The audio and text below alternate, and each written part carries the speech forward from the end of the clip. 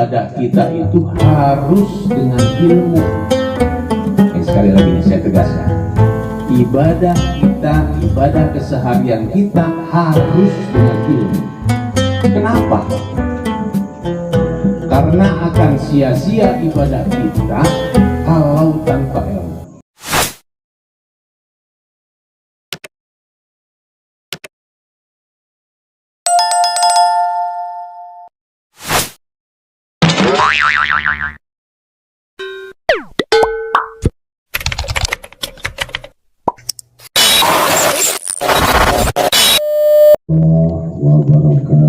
Waalaikumsalam warahmatullahi wabarakatuh. Bismillahirrahmanirrahim. Alhamdulillahilladzi arsala rasulahu bil huda wa dinil haqq liyuzhirahu 'ala dini kullihi wa kafa billahi shahida. Asyhadu an la ilaha illallah wa asyhadu anna Muhammadar Rasulullah.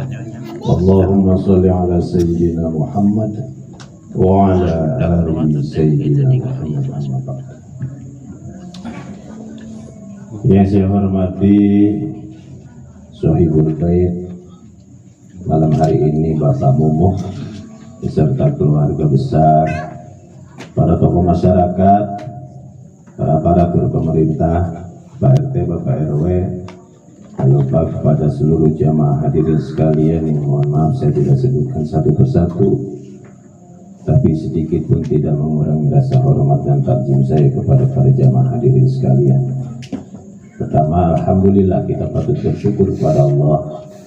Malam hari ini kita masih diberikan kesempatan oleh Allah untuk selalu bersilaturahim, untuk thalabul ilmi, melangkahkan kaki kita ke tempat Bapak Mumu ini. Mudah-mudahan dengan langkah kaki kita dengan niat ikhlas karena Allah, mudah-mudahan dicatat sebagai amal ibadah kita di sisi Allah Subhanahu wa taala. Amin.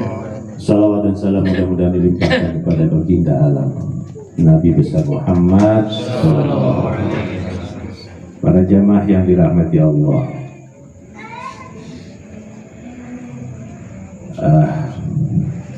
ditodong apa ini?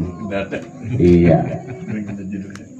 Kagak tahu judul, kagak tahu apa ditodong, suruh katanya masih sore.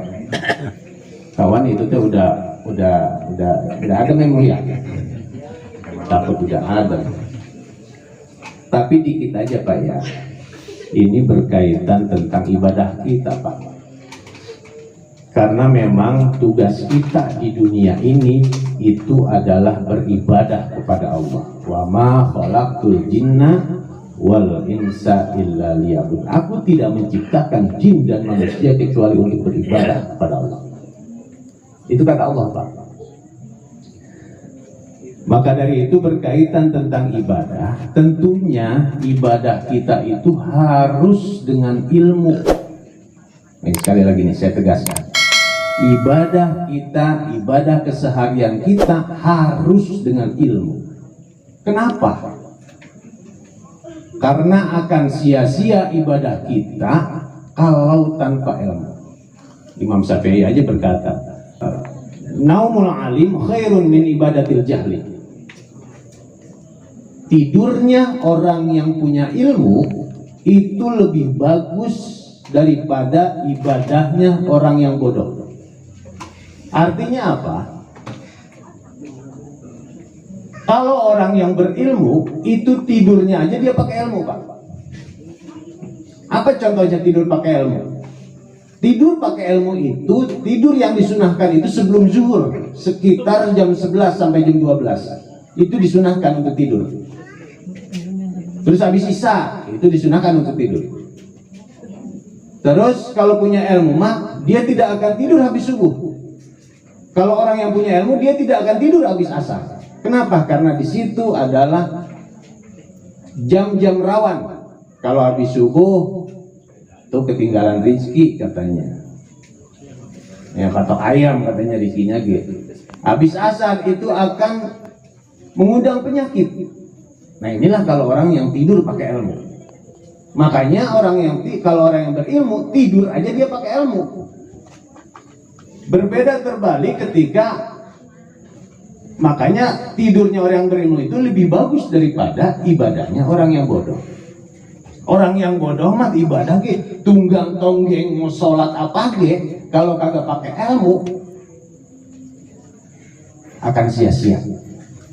Maka dari itu Bapak hadirin sekalian, saya cuma mengingatkan nih buat diri saya, buat para jamaah hadirin sekalian, yuk sama-sama kita rajin ibadah, kemudian pakai ilmu. Mulai dari wudunya, ya wudunya juga harus pakai ilmu Pak. Bagaimana cara wudu yang benar? Karena wudu juga ada aturannya. Yang kemarin saya baca waktu itu, ya kemarin, ingat masih? Fardu wudu. Hah? Lupa bisa mana gitu. Fardu wudu ada 6. Yang pertama niat, 2 basuh muka, 3 basuh 2 tangan sampai sikut, 4 mengusap kepala, 5 membasuh 2 kaki sampai 2 mata kaki, yang 6 Nah bahasa membasuh itu harus digosok Pak ya, sekali lagi harus digosok, jangan timbang dikocorin sama air doang. Harus digosok itu kan, itu cepak biar benar Pak. Nah kemudian ayat selanjutnya setelah ayat wudu itu adalah ayat tayamum Pak. Falam tajidu ma'ang fatayammamu su'idan thayyiban famsahu biwujuhikum wa aydiyakum. Ketika kalian tidak mendapatkan air, maka wajib untuk bertayamum Pak. Kewajiban ibadah sholat itu tidak mengenal waktu, tidak mengenal tempat. Apapun kondisi kita, yang namanya sholat wajib. Cuman kadang-kadang kita mah Pak ya, tiba sumeng-sumeng dikit gitu, kagak mau kena air, kagak sholat. Nah, ini hati-hati Pak. Sumeng dikit, ilah deh. Kagak kena air Pak, meriang banget. Nah itu Pak, ada cara bersuci selain wudhu, yaitu tayamum. Udah bisa Pak cara tayamum? Belum. Ya. Penting ini harus kita ketahui. Kenapa? Karena ini suatu saat pasti terjadi sama diri kita. Model kita sakit, ya. Model kita, ya kamu sakit di rumah sakit mah romanya jarang banget itu sakit di rumah sakit yang dirawat nih, yang dirawat pada sholat kan itu. Masya Allah Pak, sampai nyawa masih di kandung badan nih, nyawa kita masih ingat, kita masih sadar, kewajiban sholat itu penting. Kewajiban sholat itu wajib. Karena yang menghalangi uzur sholat itu, ketika kita boleh tidak sholat itu cuma 2. Adzarus sholat itu ada 2, isnani, an-naum wan nisyan, lupa dan tidur. Cuma itu Pak. Kita tidak wajib sholat tuh kalau misalkan kita lupa sama tidur. Tapi jangan dilupa-lupain Pak ya. Makanya tidak menggugurkan kewajiban sholat kalau kita sakit sampai separah apapun. Selama kita masih ingat, selama kita masih sadar, kewajiban sholat wajib. Bagaimana cara sholatnya Pak? Ya tentunya harus dengan ilmu. Macam-macam Pak. Masya Allah kalau misalkan seperti itu Pak, kita mah yang masih jajak tiba sumeng-sumeng dikit, ya ampun, malas banget sholatnya.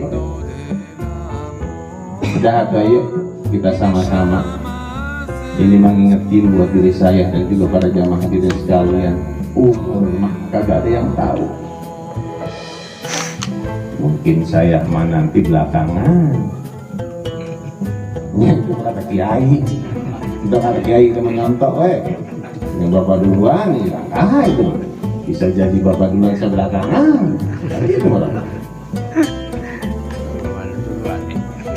Artinya Pak, ketika nafas kita masih ada, ketika kita sadar, masih sadar nih, dikasih kesadaran sama Allah, walaupun tangan kita tidak bisa bergerak, walaupun kaki kita tidak bisa bergerak, kewajiban sholat tetap ada.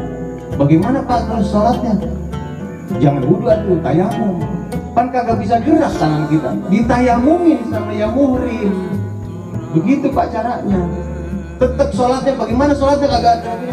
Kalau kagak bisa gerak semua seluruh badan, mata atuh. Mata kagak bisa gerak juga, hati yang sholat. Sampai segitunya kewajiban sholat. Maka dari itu, ketika kita tidak bisa wudhu nih, tayamum harus bisa. Tayamum itu famsahu biwujuhikum wa aydiyakum ilal marafiq. Yang pertama itu rukun tayamum adalah nakrut turab, memindahkan debu. Kita pakai debu Pak. Setelah tangan kita tempelkan, kemudian kita usap, ya bukan dibasuh, tapi diusap. Famsahu, bahasa Al-Qur'annya tuh, diusap. Jangan digosok sama debu muka kita, jangan. Kalau belepotan amat kalau digosok sama debu mah.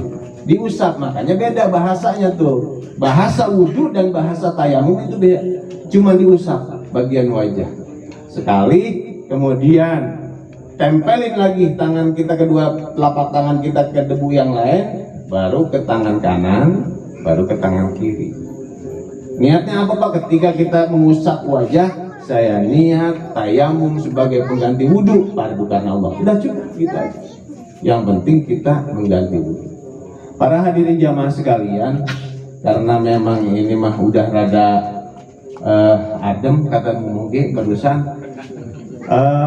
Mungkin hanya itu Pak ya. Ini mah sekedar mengingatkan sama-sama, karena memang tugas kita selain ibadah itu, yang tugas kita di ayat Al-Asr itu watawasau bil haq watawasau bis sabr, saling mengingatkan dalam hal kebenaran dan saling mengingatkan dalam kesabaran.